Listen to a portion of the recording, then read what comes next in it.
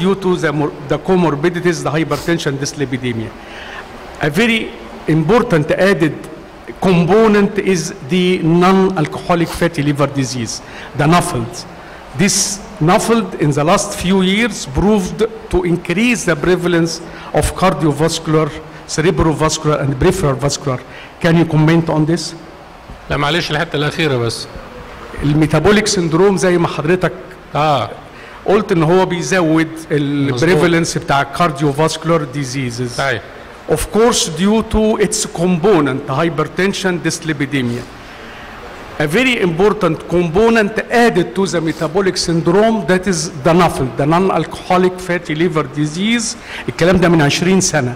Proved in the last 2 or 3 years to have a very significant role in increasing the prevalence of cardiovascular, cerebrovascular and peripheral vascular disease. Can you comment? صحيح، يعني هو ده very important. وفي one of the studies as regarding metabolic syndrome with and without liver disease, and they found that the incidence of coronary artery disease is more extensive as regarding the coronary lesions, as well as the number of vessels involved in either group. Any questions from the floor? دكتورة لبنى.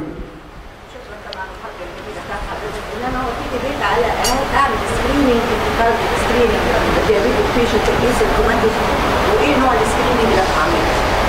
هل اعمل سكريننج اعتقد من دول كارديوفاسكولار ريسك ولا استخدم نفسه، يعني اعمل كونكشن للريسك، نعمل سكريننج مثلا اعمل ستريس ECG، اعمل هل في كلام الناس اللي بتعمل يعني هو از ريجاردنج السكريننج المفروض ان انا وي شوت، لان ايه اللي هفكر كوست افكتفلي، بحيث ان انا ايه اما اختار العيان هو از susceptible for an underlying coronary disease المفروض ان انا اختار، وبالتالي بختار العيانين اللي هم at a higher risk for developing coronary artery disease، عيان hypertensive, obese and so on. ايه الميثود which I'm going to use؟ كل ال other studies as regarding مثلا stress ECG, as regarding echocardiography and so on are controversial. لكن الموست sensitive up till now, the most sensitive and non-invasive is the CT, multi-size CT. والسكورنج بقى حاجتين، يا اما ان انا بشوف الفيسل نفسه او بشوف الكالسيوم سكور، بحيث the higher the calcium score the higher possibility of an underlying coronary artery disease. وبالتالي ده less expensive عن اللي هو السكور، اقل تكلفه عن الكومبليت مالتي سلايس سي تي. سؤال جاي من الفلور من الدكتور جمال طه بعد اذن حضرتك، بيقول ان رغم الادفانس اللي حصل في الكارديولوجي والدايابيتس انترفنشن still we have high prevalence of coronary artery and heart failure. High prevalence of? In spite of the very big advance في الكارديولوجي intervention and diabetes intervention, statins and so on, still we have a very high prevalence of coronary heart and heart failure. هو كده، لان احنا المفروض ان انا to lower down the prevalence and incidence of coronary artery disease you have to treat the whole population because you don't know مين اللي عنده ومين اللي ما عندوش، وبالتالي many patients يعني اللي قاعدين دلوقتي لو 100 واحد قاعد، لو العدد 100 ممكن نقول انه من 20 ل 50% have an underlying coronary artery disease but you don't know. Yes. ولقيوا انه في 20% من اليونج individuals apparently normal young individuals عندهم extensive coronary artery disease. عرفوه ازاي؟ اللي هم سنهم من 20 ل 30. عرفوه في الفيلد studies اللي هم الناس اللي هم killed in فيتنام اند كوريا وعملوا لهم PM examination، دول كانوا well fit soldiers، ومع ذلك لما ماتوا عملوا لهم PM examination لقوا 20% منهم عندهم an underlying coronary artery disease، وبالتالي you don't know، وبالتالي ال population prevention ده مهم جدا to get lower down the incidence of coronary artery disease. دكتور عادل.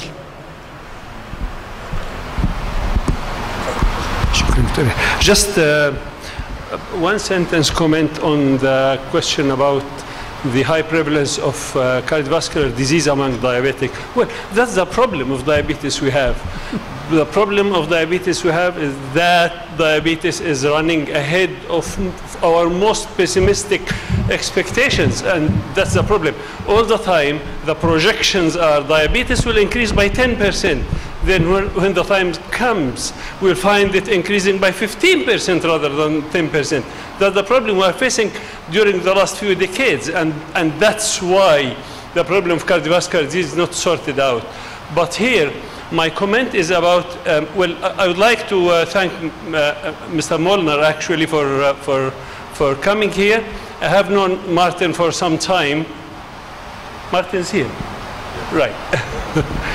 I have known Martin for some time through the email, and a couple of months ago I met him in Dubai, and we discussed. He's very passionate to technology, as you have seen, and we discussed a little bit about how can technology help us. That's our passionate angle, and I explained to him that the problem with the use of technology in our community is physicians in our technology, most of our physicians at least, are not very conversant with technology and very aware of it.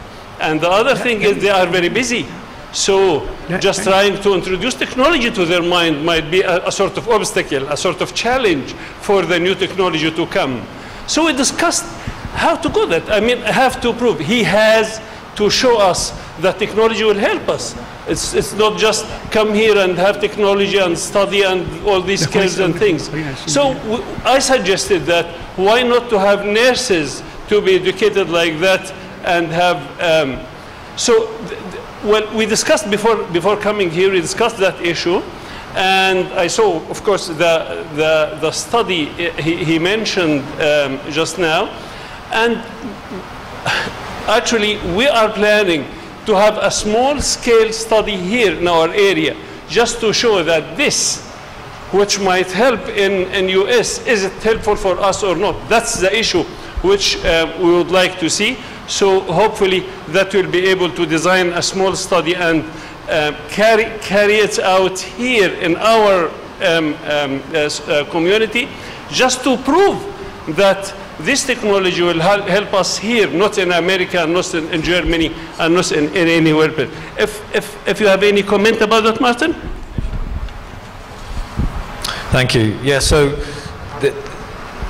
there's a lot that's going on in these studies, which I do feel there's a lot of countries around the world have spent a lot of money trying to understand a lot of the concepts that you're discussing here today. So the opportunity for us, and if you see, I mean, and I saw a lot of the maps that were put up today, all of the red, all of the hard work was on the right-hand side of the chart, as we call it, which is like the Middle East and Southeast Asia, where access to healthcare resources are limited. So the job that we're trying to do is to access, we're part of these studies, we're part of all of these leading research scenarios where leading US universities are putting hundreds of millions of dollars on the table to get to grips with very strong, solid prevention scenarios. And it's not just diabetes, it is cardiovascular as well. And there's other areas that we're working on. Our plan is to try to bring some of that intellectual property. And do I think this would be appropriate for Egypt? 100%, yes I do. I think from our perspective, we're trying to present an opportunity. And as Adil was saying, we're trying to put forward a case and a scenario that says we're doing all of this work everywhere else in the world except in the places that really, really need it. And that's typically the Middle East. That's my home country of the UAE. It's Saudi Arabia. It's all of the other places on the map, and particularly as well, it's Egypt. So, you know, we talked about the diabetic sufferers just over lunch before we came here, 7-point-something million. And the resource that's available to service that is next to nothing. So we have to play a very strong role to make sure that we can provide roadmaps based on what we're already studying. We can bring those here, and that provides a scenario that's going to improve the outcome for millions of people.